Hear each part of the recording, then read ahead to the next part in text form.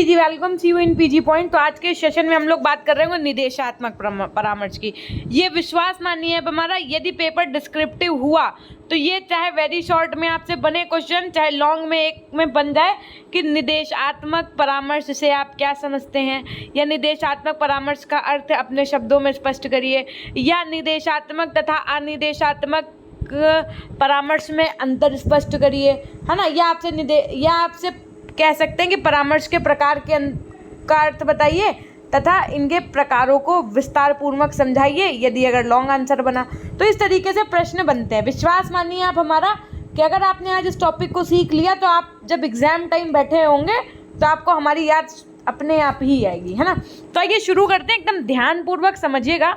बहुत अल्टीमेट सा कॉन्सेप्ट है और बहुत प्यार से समझाएंगे एकदम, तो कहीं आपको कोई दिक्कत नहीं होने वाली कि आज आप थोड़ा सा बुकिश लैंग्वेज मेरे साथ में पढ़ लेंगे ताकि कल आप इसको अपने शब्दों में गहराइयों के साथ में लिख पाएँ, ठीक है। तो निदेशात्मक परामर्श का अर्थ क्या है ये समझेंगे। सबसे पहले निदेशात्मक परामर्श के कुछ अन्य नाम से भी संबोधित किया जाता है, जैसे आपका घर का नाम हो सकता है इंकू पिंकू कीचू पीकू कुछ भी हो, और बाहर का एक नाम होगा। वैसे ही जो निदेशात्मक परामर्श होते हैं ना, इनको और भी अन्य नाम से हम जानते हैं। कौन कौन से नाम से जानते हैं मैम? हमने कहा सबसे पहले आपका परामर्शदाता केंद्रित परामर्श, नियोजन परामर्श या निर्देशीय परामर्श। इतने नाम है किसके? निदेशात्मक परामर्श के, ये इतने नाम हैं, है ना। उसके बाद में समझिएगा, जैसा कि नाम से ही स्पष्ट हो रहा है कि यह परामर्श परामर्शदाता केंद्रित होता है। क्या कौन सा, जैसे आप पढ़ते हो कि आजकल जो शिक्षा व्यवस्था है वो कैसी है, बाल केंद्रित है, तो वैसे ही जो आपका निदेशात्मक परामर्श होता है वो क्या किस पर केंद्रित होता है? परामर्श। अब क्वेश्चन में कैसे पूछ सकता है अगर ऑप्शनल बना पेपर कि परामर्श प्राप्तकर्ता पर, परामर्शदाता पर, विषय पर या इन सभी पर, तो क्या बताएंगे आप? जो निदेशात्मक परामर्श होता है वो किस पर केंद्रित होता है? तो परामर्शदाता पर केंद्रित होता है, यानी कि जो अपनी परामर्श दे रहा होता है परामर्श प्राप्तकर्ता की समस्याओं की सुनने के बाद में, उसको समझने के बाद में। अर्थात हम क्या कह सकते हैं, तो क्या कह सकते हैं समझिएगा। अर्थात इस परामर्शदाता को अधिक महत्व दिया जाता है, यानी कि इसमें हम लोग किसको ज़्यादा महत्व देते हैं? परामर्शदाता को ज़्यादा महत्व देते हैं। एवं परामर्श प्राप्तकर्ता या प्रार्थी का स्थान कैसा होता है? गौड़ होता है। इसमें परामर्शदाता अपना ध्यान समस्या पर अधिक रखता है कि व्यक्ति पर नहीं। समझिएगा कि व्यक्ति को क्या समस्या है, इस पर सबसे ज़्यादा ध्यान रहता है किसका? परामर्शदाता का। प्रक्रिया में पहले से निर्धारित की गई योजना के अनुसार समस्या की व्याख्या विभिन्न पक्षों को ध्यान में रखकर की जाती है। निदेशात्मक परामर्श के मुख्य प्रवर्तक आपके मिनीसाहा विश्वविद्यालय के E.G. विलियमसन को माना जाता है। इस परामर्श के अंतर्गत परामर्श के मुख्य उत्तरदायित्व विशेष रूप से प्रशिक्षित परामर्शदाता पर होता है। परामर्श देने से पूर्व वह परामर्श प्राप्तकर्ता, प्रार्थी जिसे आप कहते हैं, इनके साथ मैत्रीपूर्ण एकदम फ्रेंडशिप के तरीके से मधुर संबंध स्थापित करता है। ये मधुर संबंध क्यों स्थापित करता है? ताकि वो उसके मन की जो कह सकते हैं जो विकार उत्पन्न हुए, जो उसके मन में समस्याएं हैं, वो तक उसकी बाहर निकल आए। इस परामर्श में परामर्शदाता सक्रिय भूमिका में रहता है एवं प्रायः वह स्वयं की भावनाओं एवं दृष्टिकोण को स्वतंत्र रूप से अभिव्यक्त करता है। इसमें परामर्शदाता द्वारा प्रमापीकृत प्रश्नों की एक श्रृंखला पूछी जाती है, जिनके उत्तर क्या होते हैं? संक्षिप्त होते हैं, यानी कि जैसे हाँ ना में उत्तर देना, वन लीनियर टाइप क्वेश्चन पूछते हैं कि क्या आपने ये चीज़ की थी, जैसे क्या आप उसके संग कभी घूमने गए थे, क्या आपने उसके संग कभी ये काम किया था, क्या आपने उसके संग कभी इधर गए थे, या मतलब बहुत ही ऐसे क्वेश्चंस होते हैं जो वो कौन पूछता है? जो काउंसलर होता है, जो परामर्शदाता होता है वो पूछता है ना। तो परामर्श प्राप्तकर्ता जो प्रार्थी होता है वो अपनी भावनाएं क्या करता है? व्यक्त करता है, यानी एक्सप्रेस करने की अनुमति, अपनी भावनाएं व्यक्त करने की अनुमति नहीं होती है। उदासीन रूप से सेवार्थी अपनी भूमिका का निर्वहन करता है। एक विशेषज्ञ के तौर पर परामर्शदाता नेतृत्व करता है एवं मूल्यांकन कर स्वयं ही सुझाव देता है। परामर्श की समस्त प्रक्रिया के अंतर्गत वह एक धुरी के रूप में क्रियाशील रहता है। वह स्वयं ही सेवार्थी की समस्या विचार विमर्श द्वारा ज्ञात करता है एवं पूर्ण रूप से स्वयं ही दिशा निर्देशन प्रदान करता है। निदेशात्मक परामर्श की जो विशेषताएं हैं वो क्या होती है? क्वेश्चन ऐसे ही बनता है कैसे बनेगा कि निर्देशात्मक परामर्श की क्या विशेषताएं होती हैं, है ना, इनको उल्लेखित करिए। तो आप क्या लिखेंगे कि भाई इस परामर्श की प्रक्रिया में परामर्शदाता मुख्य होता है। कौन मेन होता है? सबको पता है परामर्शदाता मुख्य होता है, एवं वह सक्रिय भूमिका निभाता है। कौन? परामर्शदाता जो होता है वो। इस परामर्श की प्रक्रिया में प्रार्थी कह लो, क्लाइंट कह लो, परामर्श प्राप्त करता कह लो, ये व्यक्ति की समस्या केंद्र बिंदु होती है, ना कि प्रार्थी या परामर्श प्राप्तकर्ता व्यक्ति। प्रार्थी परामर्श प्राप्तकर्ता को परामर्शदाता द्वारा आवश्यक सूचनाएं प्रदान की जाती हैं। परामर्शदाता प्रार्थी की परिस्थिति का वस्तुनिष्ठ वर्णन एवं व्याख्या करता है तथा उसे विवेकपूर्ण उचित परामर्श प्रदान करता है। पहले समस्याएं सुनेगा, सुनने के बाद में उनको समझ करके अपनी समझ के अनुसार जो आपका परामर्शदाता होता है उस पर, उसके बताई गई बातों के अनुसार उस पर निर्णय लेकर के उसको एक परामर्श देता है, उसको एक राय देता है। परामर्श की इस प्रक्रिया, अब भाई देखो ऐसा समझो, जैसे आपको मान लो ये आप हैं, समझिएगा बात को, ठीक है, ये आप हैं हंसती खेलती एकदम, है ना, ये कौन है? ये आपके परामर्शदाता के रूप में जो है डॉक्टर साहब है मान लो, है ना, ठीक।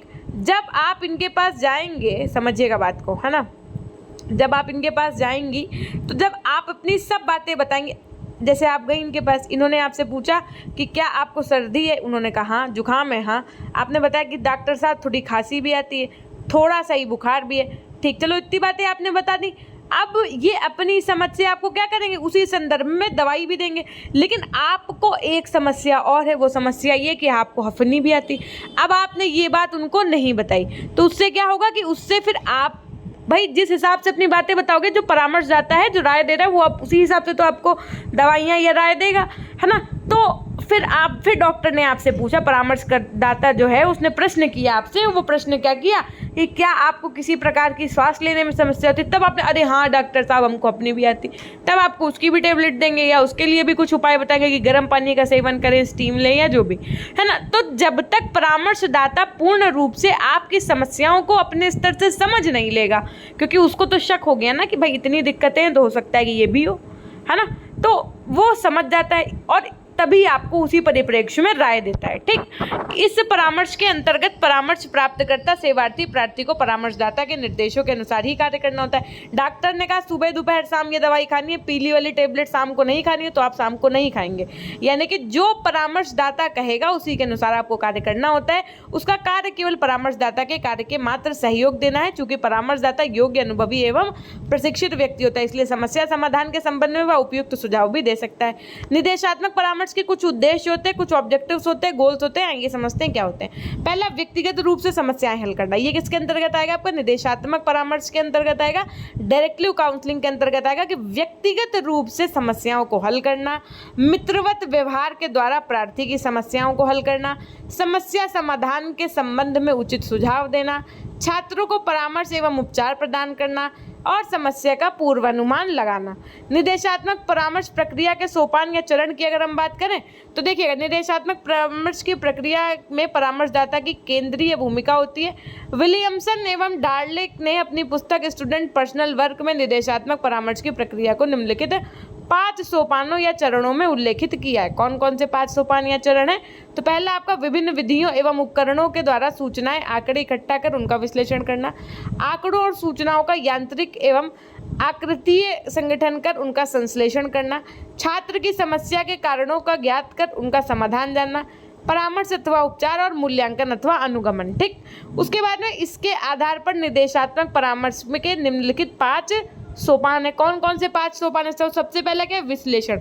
किसी चीज का सबसे पहले हम क्या करेंगे? एनालिसिस करेंगे, यानी कि उसका विश्लेषण करेंगे। जो निर्देशात्मक परामर्श होता है ना, इस प्रक्रिया का यह सबसे पहला सोपान है। क्वेश्चन पूछा जा सकता है निर्देशात्मक परामर्श के सोपान लिखिए, तो आप क्या बताएंगे कि इनके क्रमशः 5 सोपान होते हैं। पहला होता है आपका क्या? विश्लेषण। विश्लेषण में क्या करते हैं? ये आपका पहला सोपान होता है निर्देशात्मक प्रक्रिया के अंतर्गत। और इसके अंतर्गत जो परामर्श प्राप्त करता होता है, या जिसे आप प्रार्थी कह रहे हैं, क्लाइंट कह रहे हैं, सेवार्थी कह रहे हैं, जो एक क्लाइंट जाता है डॉक्टर के पास, उसकी बात कर रहे हैं हम।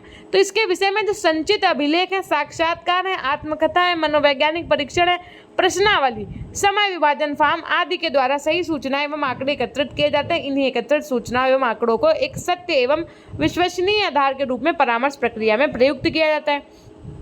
दूसरे नंबर पे फिर क्या करेंगे, एनालिसिस के बाद सिंथेसिस करेंगे, यानी कि विश्लेषण के बाद क्या करेंगे, संश्लेषण करेंगे।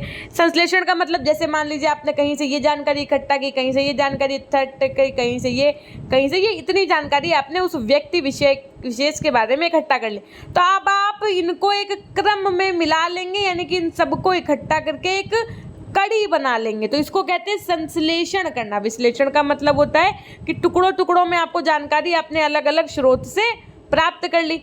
अब इन सबको जो है इकट्ठा करके एक पूरी चेन बना लेना, ये आपका क्या कहलाएगा, संश्लेषण कहलाएगा। समझिएगा बात को। निर्देशात्मक परामर्श का दूसरा सोपान ही संश्लेषण होता है। संश्लेषण के अंतर्गत क्या होता है, विश्लेषण से जो आपने प्राप्त आंकड़े इस प्रकार से संक्षिप्तीकरण एवं संगठन किया जाता है जिससे परामर्श प्राप्त करता हो विद्यार्थी, सेवार्थी, प्रार्थी के गुणों, न्यूनताओं, समायोजन एवं कुसमायोजन की स्थितियों के विषय में जानकारी प्राप्त हो सके। तीसरा होता है आपका निदान, जिसको आप क्या कहते हैं, डायग्नोसिस। इसमें क्या होता है मैम, इसमें देखो इस सोपान के अंतर्गत मुख्य रूप से 3 कार्य किए जाते हैं। डायग्नोसिस के अंतर्गत कितने काम किए जाते हैं, 3 काम किए जाते हैं। कौन कौन से, पहला समस्या की पहचान करना, दूसरा समस्या के कारणों को जानना, तीसरा पूर्व अनुमान लगाना। ठीक, उसके बाद में चौथा होता है आपका परामर्श या उपचार। अब जब सब हम जान गए कि समस्या किस प्रकार की है, तब हम उसका परामर्श करेंगे, तब हम उसका ट्रीटमेंट करेंगे या काउंसलिंग करेंगे। निर्देशात्मक परामर्श का यह चौथा और अति महत्वपूर्ण चरण है। इस सोपान के अंतर्गत सेवार्थी या प्रार्थी परामर्श प्राप्तकर्ता को परामर्शदाता द्वारा समस्या के हल संबंधी सुझाव दिए जाते हैं। समस्या का उपयुक्त समाधान प्राप्त करने में सुझावों के माध्यम से प्रार्थी में सक्षमता विकसित की जाती है। परामर्शदाता केवल सुझाव या सलाह देता है, परामर्श प्राप्तकर्ता प्रार्थी अपने विवेक से उन्हें स्वीकार या अस्वीकार करता है। परामर्शदाता प्रार्थी के समायोजन हेतु एवं पुनः सामंजस्य के विषय में वांछनीय कदम उठाता है। इसमें अनेक प्रश्नों के उत्तर दिए जाते हैं। इन प्रश्नों के उत्तर प्रार्थी अपने लिए स्वयं देता है। इतनी बात समझ में आ गई, ठीक है भाई। उसके बाद में होता है आपका मूल्यांकन या अनुगमन जिसे कहते हैं। ये सोपान निर्देशात्मक प्रक्रिया का क्या होता है, अंतिम सोपान होता है। क्या होता है आपका, अंतिम सोपान होता है। इस सोपान के अंतर्गत परामर्श प्रक्रिया की प्रभावशीलता एवं सफलता का मूल्यांकन किया जाता है और ये देखा जाता है कि परामर्श के द्वारा प्रार्थी, सेवार्थी, परामर्श प्राप्तकर्ता की क्या क्या उपलब्धियां हैं। जो गोल होता है वो अल्टीमेटली कंप्लीट होता है कि नहीं, यानी कि जो राय परामर्शदाता ने दी है कि नहीं वो उस पर जो है सुटेबल है या नहीं, इन सब चीज़ों का परीक्षण किया जाता है। फिर है क्या, निर्देशात्मक परामर्श की मूलभूत कुछ अवधारणाएं हैं। क्या अवधारणाएं हैं ये समझते हैं। किसने, विली एवं एंड्रयू महोदय ने अपनी पुस्तक modern methods and techniques in guidance में निर्देशात्मक परामर्श के लिए निम्न 4 अवधारणाओं का उल्लेख किया है। कौन कौन सी 4 अवधारणाएं, पहला कि परामर्श एक बौद्धिक प्रक्रिया है। कैसी प्रक्रिया, एक बौद्धिक प्रक्रिया है। परामर्श की प्रक्रिया एक बौद्धिक प्रक्रिया है जिसमें एक इंटेलेक्चुअल प्रोसेस है कह सकते हैं, जिसमें व्यक्ति या प्रार्थी के भावात्मक एवं संवेगात्मक जो उसके भाव, जो उसके संवेग, इनके पक्ष के स्थान पर उसके बौद्धिक पक्ष का अधिक बल दिया जाता है। परामर्शदाता सुझाव देने में सक्षम, ये है आपका दूसरा पॉइंट। क्या कि परामर्शदाता विशिष्ट रूप से प्रशिक्षण प्राप्त, अनुभवी, योग्य एवं ज्ञानी व्यक्ति होता है और उसके पास प्रार्थी, सेवार्थी, परामर्श प्राप्तकर्ता के विषय में संपूर्ण सूचनाएं होती हैं। वह प्रार्थी के समस्या के संदर्भ में उसे उपयुक्त समाधान या सुझाव देने में अधिक सक्षम होता है। देखिए, हम कहेंगे नहीं तो इसका मतलब ये नहीं कि आप लोग सेशन को लाइक नहीं करेंगे। हमने आज कहा भी नहीं कि शेयर करो तो आपने शेयर भी नहीं किया, ना हमने कहा कि सेशन को लाइक करो तो आपने लाइक किया है। भाई ये बहुत गलत बात है। जो बच्चा हमारा ऑफलाइन भी देखे उनसे भी हमारी एक रिक्वेस्ट है कि मेहनत तो मेरे को लगती ही लगती है। प्लीज़ आप लोगों से हमारी एक रिक्वेस्ट है कि कमेंट सेक्शन में कमेंट करिए और लाइक करना नहीं भूलिएगा, अन्यथा की स्थिति में हम क्लासेस कर देंगे सब बंद, क्योंकि रिस्पॉन्स इस बार बहुत बुरा आ रहा है ना, बच्चे बहुत कम आ रहे हैं भाई। प्रार्थी की समस्या समाधान में अक्षमता की अगर हम बात करें, सामान्यता क्या होता है परामर्श प्रक्रिया का, या मानना है कि प्रार्थी सदैव अपनी प्रत्येक समस्या के समाधान की योग्यता नहीं रखता। इस प्रकार के परामर्श से प्रार्थी की समस्या पर अधिक ध्यान दिया जाता है। परामर्शदाता के कार्य में सहयोग देना मात्र ही प्रार्थी का क्या है, कार्य है। परामर्श के उद्देश्य समस्या समाधान की अवस्था द्वारा निर्धारित किया कि भाई परामर्श के उद्देश्य समस्या समाधान की अवस्था द्वारा निर्धारित किए जाते हैं। विलियमसन महोदय ने भी परामर्श की कुछ मूलभूत अवधारणाओं का उल्लेख किया है जो कुछ इस प्रकार से हैं कि परामर्श सेवा व्यक्ति की विशेषता को स्वीकार करती है। परामर्श सेवा में आपसी संबंध निष्पक्ष होते हैं। परामर्श सेवा सेवार्थी की गरिमा मर्यादा का सम्मान करती है। परामर्श सेवा की प्रक्रिया उपचारात्मक होती है। परामर्श सेवा तभी प्रदान की जानी चाहिए जब व्यक्ति या सेवार्थी समस्याग्रस्त हो और वह स्वयं अपनी समस्या का समाधान प्राप्त करने में सक्षम ना हो, यानी कि वो खुद से अगर उसका कंक्लूजन नहीं निकाल पा रहा है, अपनी प्रॉब्लम को नहीं सॉल्व कर पा रहा है, तभी उसकी मदद करनी चाहिए। परामर्श सेवा सेवार्थी की वांछनीयता पर आधारित होती है, ये सेवार्थी पर थोपी नहीं जा सकती है। निर्देशात्मक परामर्श में परामर्शदाता की क्या भूमिका होती है, यानी कि role of counsellor and directive counselling. जो निर्देशात्मक परामर्श होता है उसमें परामर्शदाता की क्या भूमिका होती है, जो अपनी राय सलाह मशवरा दे रहा होता है उसकी क्या भूमिका होती है। सीधी सी बात है, ये तो महत्वपूर्ण भूमिका निभाता है ना, ये तो केंद्रीय होता है। सबसे पहले आपने पढ़ा, परामर्शदाता इस दूरी तथा स्थिति का क्या होता है, लीडर होता है। परामर्शदाता अधिकतर समस्याओं के बारे में बात करते हैं तथा व्यक्ति को वरीयता नहीं देते हैं। वास्तव में प्रार्थी परामर्शदाता के अनुसार काम करता है, न कि उसके साथ। परामर्शदाता प्रार्थी की सोच को सूचना, व्याख्या, सुझाव तथा अनुवाद के द्वारा निर्देशित करता है। परामर्शदाता प्रार्थी के बारे में तभी संभावित सूचना एकत्र करता है तथा पर्याप्त समझ के लिए उनको विश्लेषित करता है। वह आंकड़ों को ऐसे संक्षिप्त तथा संयोजित करता है जिससे प्रार्थी की सीमाओं, क्षमताओं, समायोजन तथा कुसमायोजन को समझ सके। परामर्शदाता समस्या की प्राकृतिक तथा कारणों के बारे में निष्कर्ष बनाता है। वह प्रार्थी की समस्या के विकास के कारण परिणाम घोषित करता है। परामर्शदाता प्रार्थी को उसकी समस्या के समाधान के सुझाव देता है तथा उसके सुझावों के परिणाम का वो पालन करने को कहता है।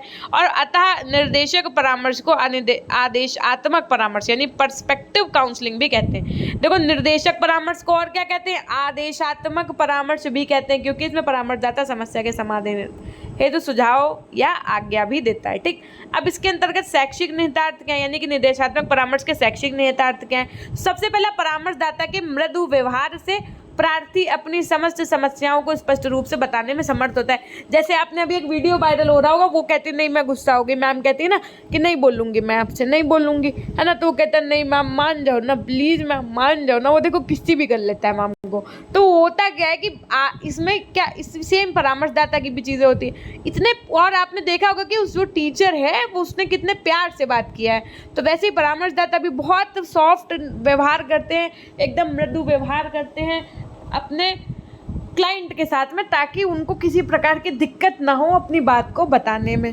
परामर्शदाता छात्र के व्यक्तिगत, शैक्षिक एवं सामाजिक समस्याओं का विश्लेषण कर उचित सलाह प्रदान करता है। ये छात्रों को उनके अधिगम परिणामों में वृद्धि करने में सहायता प्रदान करता है, छात्रों को अध्ययन में संलग्न रहने के लिए प्रेरित करता है। साथ में इसके द्वारा छात्रों को गलत कार्य, असामाजिक तत्व में संलिप्तता से भी बचाया जा सकता है। अब निर्देशात्मक परामर्श के क्या लाभ होते हैं ये समझिएगा। सबसे पहला, निर्देशात्मक परामर्श में व्यक्ति सेवार्थी की समस्या पर अधिक ध्यान दिया जाता है। व्यक्ति सेवार्थी की समस्या ही परामर्श का केंद्र बिंदु होती है, न कि व्यक्ति की सेवार्थी। परामर्शदाता व्यक्ति यानी कि जिसे हम सेवार्थी कहते हैं, इनके आमने सामने प्रत्यक्ष रूप से देखा जा सकता है, क्योंकि इसमें सूचनाएं, आंकड़े को एकत्रित करने के लिए परिमापीकृत प्रविधियों का उपयोग में लाया जा सकता है। इसलिए इससे प्राप्त सूचनाएं, आंकड़े अधिक विश्वसनीय और वैध होते हैं। सीधी सी बात है, जब क्लाइंट अपनी समस्या खुद बता रहा है तो वो तो आंकड़े जो हैं वो विश्वसनीय और वैध तो हैं ही है। प्राप्त आंकड़े सूचनाओं में वस्तुनिष्ठता होती है, यानी कि एकदम सही होते हैं। इसमें परामर्शदाता सेवार्थी की सहायता हेतु आवश्यकता अनुसार तुरंत उपलब्ध होता है। समय की दृष्टि से परामर्श की यह प्रक्रिया क्या होती है, उपयोगी है। इसमें परामर्शदाता सदैव क्या होता है, सक्रिय रहता है। निर्देशात्मक परामर्श की सीमाओं की अगर हम बात करें तो इस परामर्श की प्रक्रिया के अंतर्गत सेवार्थी का स्थान कैसा होता है, ये कुछ सीमाएं हैं, पता है, कुछ इसमें लिमिटेशंस भी होती है। भाई हर एक चीज़ की अच्छाइयाँ हैं तो कुछ ना कुछ तो कमियां भी हैं, तो जो इसकी सीमाएं हैं, जो इसकी लिमिटेशंस हैं, उनकी अगर मैं बात करूं तो इस परामर्श की प्रक्रिया के अंतर्गत सेवार्थी का स्थान कैसा होता है, गौड़ होता है और उदासीन रूप से वह अपनी भूमिका निर्वहन करता है। ठीक, निर्देशात्मक परामर्श के अंतर्गत जो सेवार्थी होता है, जो काउंसली होता है, वो स्वतंत्र रूप से कभी भी कार्य नहीं कर पाता है। इस परिस्थिति में दिया गया परामर्श कभी भी उत्पन्न एवं प्रभावशाली नहीं हो सकता है। चूंकि सेवार्थी इस परामर्श प्रक्रिया में परामर्शदाता पर अधिक निर्भर रहता है, इसलिए वह कुसमायोजन की नई समस्याओं का समाधान करने में सक्षम नहीं हो पाता है। फिर समझिएगा बात को, निर्देशात्मक परामर्श में सब कुछ परामर्शदाता ही करता रहता है, इसलिए सेवार्थी जो होता है उसके अंतर्दृष्टि सूझ का विकास नहीं हो पाता, वह सदैव अपनी समस्या समाधान हेतु परामर्शदाता की ओर देखता है। समस्यात्मक व्यक्ति बिना सहायता के अपनी समस्या का समाधान नहीं कर सकता, इसलिए उसे अधिक योग्य, प्रशिक्षित एवं अनुभवी परामर्शदाता की आवश्यकता होती है। चूंकि सेवार्थी को इसमें स्वयं को अभिव्यक्त करने का अवसर नहीं मिलता, इसलिए उसके मन में संदेह एवं हिचकिचाहट बनी रहती है। स्वतंत्र अभिव्यक्ति के अवसर न होने के कारण इस परामर्श प्रक्रिया में सेवार्थी कभी कभी विश्वास नहीं करता और सही व्यक्तिगत सूचनाएं नहीं देता, जिससे गलत परामर्श संभव हो। चूंकि इसमें सेवार्थी परामर्शदाता पर ही निर्भर करता है, इसलिए परामर्शदाता उसे भविष्य में गलतियां करने से बचाने में असमर्थ रहता है ना। देखो यहाँ से तो आपका निदेशात्मक परामर्श कंप्लीट हो गया। कल हम आपको अनिदेशात्मक परामर्श के विषय में पढ़ा रहे होंगे। देखिए मात्र 20 मिनट में आपकी ये क्लास कंप्लीट हो गई, लेकिन आपको इन एंड इनडायरेक्टली में हम आपको बता दें कि आपने बहुत एक अच्छा कॉन्सेप्ट सीख लिया है, जो कि आपके एग्जाम के पॉइंट ऑफ व्यू से मोस्ट इम्पॉर्टेंट है। तो एक बार फटाफट से सेशन को लाइक कर दीजिएगा। अगर अभी तक आपने शेयर नहीं किया तो शेयर भी कर दीजिएगा। तो इसी के संदर्भ में हम आपसे कहना चाहेंगे फटाफट से लिख दीजिएगा अपनों के लिए, है ना। और देखिए बहुत जल्दी आपके पेड कंटेंट पे काम शुरू कर दिया गया। सबसे पहले इसी पेपर का हम पेड कंटेंट ला रहे हैं, और वेरी शॉर्ट लॉन्ग तो मतलब ऐसे आंसर है कि अगर कहीं पेपर थ्योरेटिकल हो गया तो इससे बाहर पूछा ही नहीं जाएगा। ये हमारी वादा है आपसे, है ना। और MCQs भी देंगे।